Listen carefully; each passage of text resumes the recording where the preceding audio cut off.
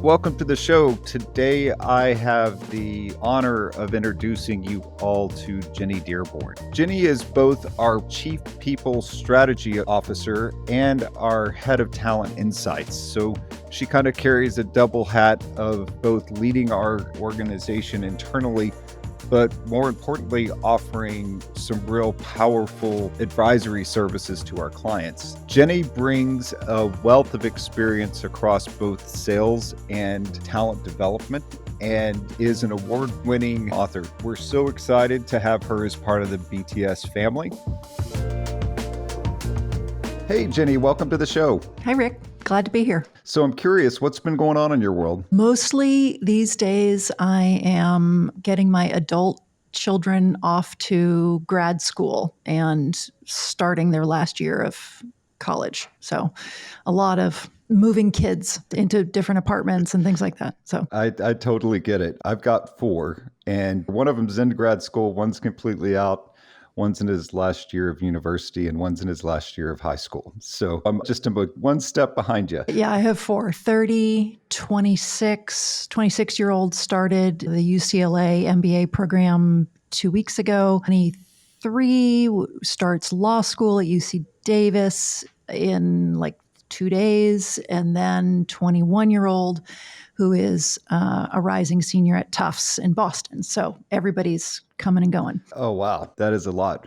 Well, thanks so much for making the time today. I'm very excited for our audience to get to know you a little bit better and to just hear a little about your story, where you are today, what some of the major milestones have been in your career, and how you ended up joining the crazy circus of BTS at the end of it is where we are now. Yeah, sure. So I would say education is the main theme. So I started as a high school teacher for just a couple years and then moved to Hewlett Packard, where I was an instructor and taught all of the courses in the catalog in the HR space, 7 Habits of Highly Effective People and all of that great stuff, and then moved into managing a learning team, pivoted to a startup docent, which became Sum Total Systems, and was in sales there. So I sold education services to customers that bought enterprise software. And so that flowed into the professional services LOB. And it was everything that a customer needed to be successful in their implementation of the enterprise software. So from Sum Total Systems was then Sun Microsystems, had the same scope at Sun Microsystems, was there for 6 years, carried a quota, sold learning services, but it's really talent transformation services, all of the assessment and readiness and the learning programs and all the change management programs that a technical team would need to move from their current state skills and abilities to a future state skills and abilities. So was at Sun Microsystems, then back to Hewlett Packard for a pure HR role, and then SuccessFactors, back to sales. In SuccessFactors, same thing that I did, sold learning services to global customers. And then we were acquired by SAP, and then I went back to human resources and was SAP's first global chief learning officer, then learning and leadership, then and chief talent officer. So I had the full talent scope there. And I should say that the secret to my success throughout these operator roles was being a BTS customer. So I used BTS at HP and Sun and SuccessFactors and SAP to great success. And so was a huge BTS fan. When I left SAP in 2019, I then went to startups, and I've been a chief people officer a couple times at different startups like Klaviyo that went public. And that was a great experience. And then most of what I do now is advisory work. So I'm particularly adept at advising startups on how to sell into the enterprise, and was doing advisory work full time and board work and investing and advising. And a wonderful friend, Jess, approached me and said, you're a full-time advisor. Don't you want to come advise BTS customers on the experiences you've had as a customer? And since you've been a chief learning officer 5 times and a chief talent officer twice and a chief people officer 3 times, you have all this practical experience, come and share some of that wisdom and advice with BTS customers. And I was like, that sounds absolutely perfect. I love that idea because I'm a huge, huge, huge BTS fan. And really, BTS has been the secret to my success. And my relationship with Jess has sort of been like an MBA in the trenches for everything that she's taught me about being data driven and being aligned to stakeholder needs and things like that. So I was like, the opportunity to work with the BTS team and to work with Jess is just something I couldn't pass up. So I'm so excited to be here. That's amazing. I actually didn't know until just now. That's really fantastic. And I was very aware of your roles in people development, and I wasn't so aware of your roles in sales. I too spent most of my career in sales and marketing. And then once I had experienced the power of helping people do more than they thought they could, I did the same thing and pivoted into this world. So that's really cool.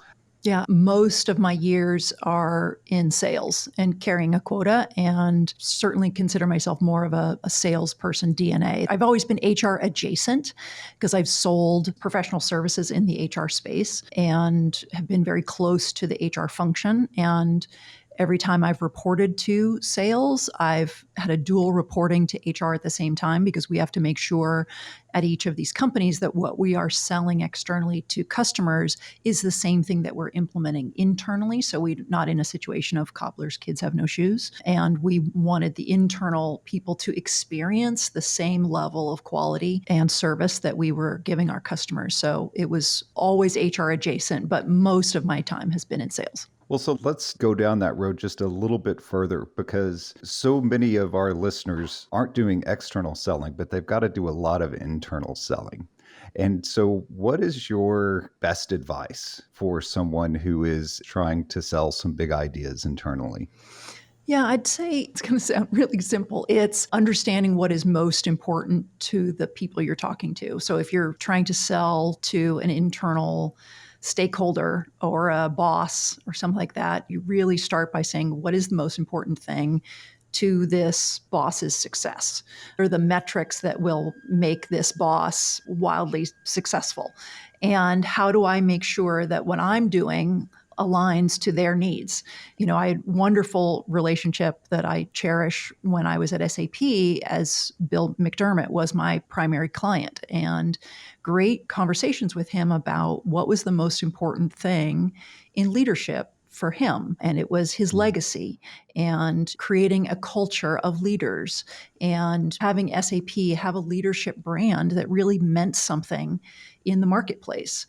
And the same visibility and credibility that GE had in the 90s for their leadership academy, having that same credibility for SAP's leadership experience, and growing this diaspora of SAP alumni who are now CEOs at other companies. That was his legacy. And so that's what we worked really hard to make sure that we achieve. And with lots of years in hindsight, I track all the leaders that went through our programs. And yeah, disproportionately, they are CEOs of publicly traded companies out in the world. So we absolutely achieved our objective. But I was 100% aligned to the goals and the mission and the strategy that my stakeholder wanted to achieve. Yeah, it is one of those things that might sound obvious, but when you get very excited about what your initiative is, it's hard to remember to pause and say, but how important is this to the person that I'm talking to? And am I using their language, their metrics, or am I using mine? So even though it may feel obvious on some level, it's actually an important reminder. So you mentioned your relationship with Bill McDermott and the amazing work that I actually even got to participate in a little bit as your facilitator from time to time.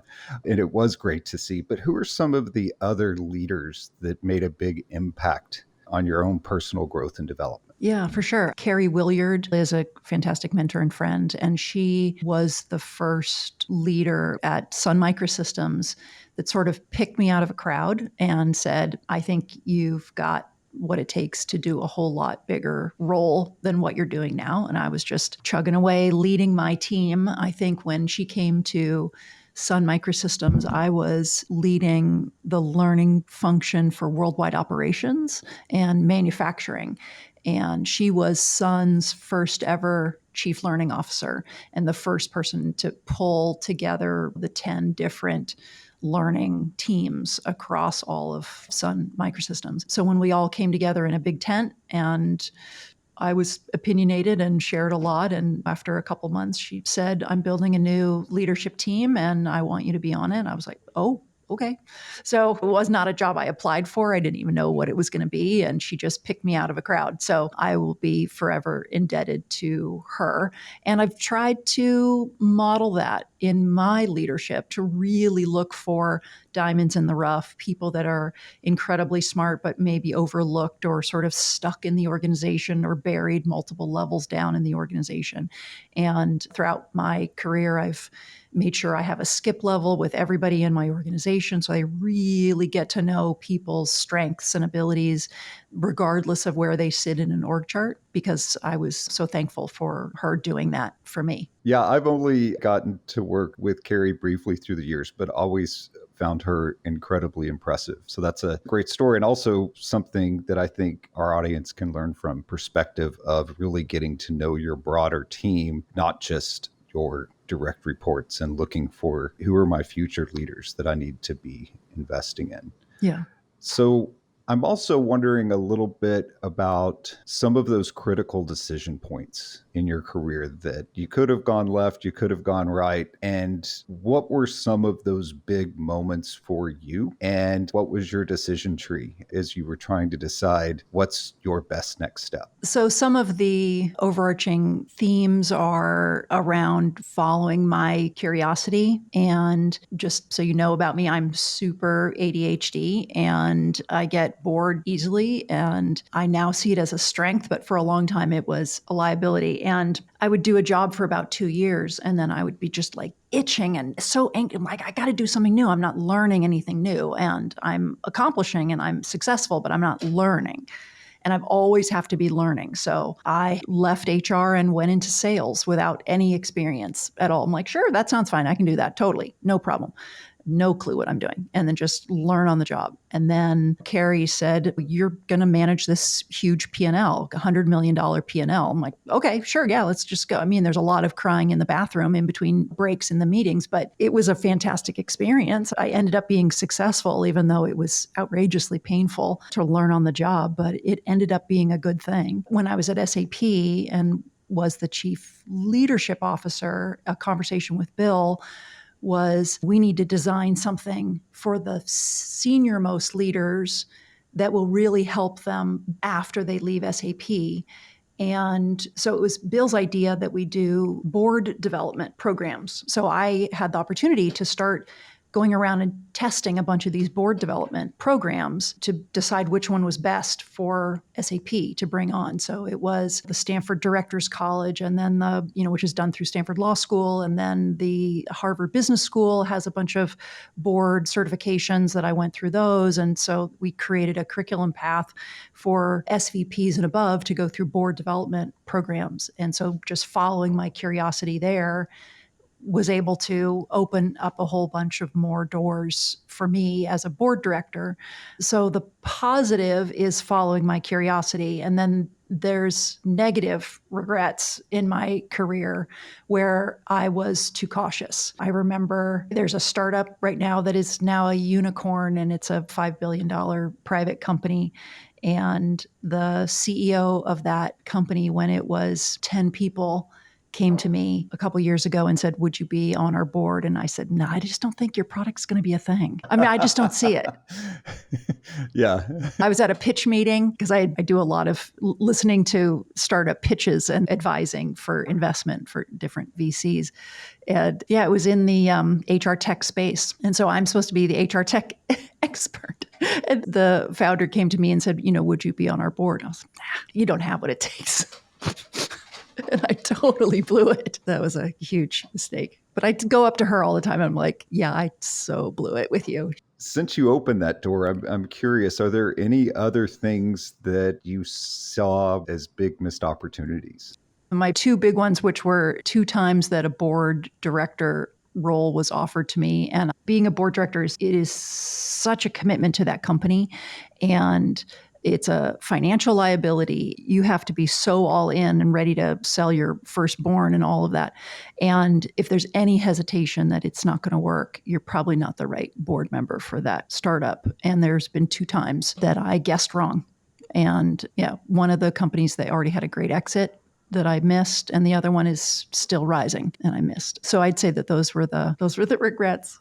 So my last question is related to something we were talking about earlier, and that is, what is your best advice for someone that is relatively new in their career or maybe been at mid-level longer than they think that they should have been? I would say make sure you have a really good support system. I have so many girlfriends who are 1,000 times smarter than me and more capable and more driven and all of that stuff. And their personal lives are a disaster.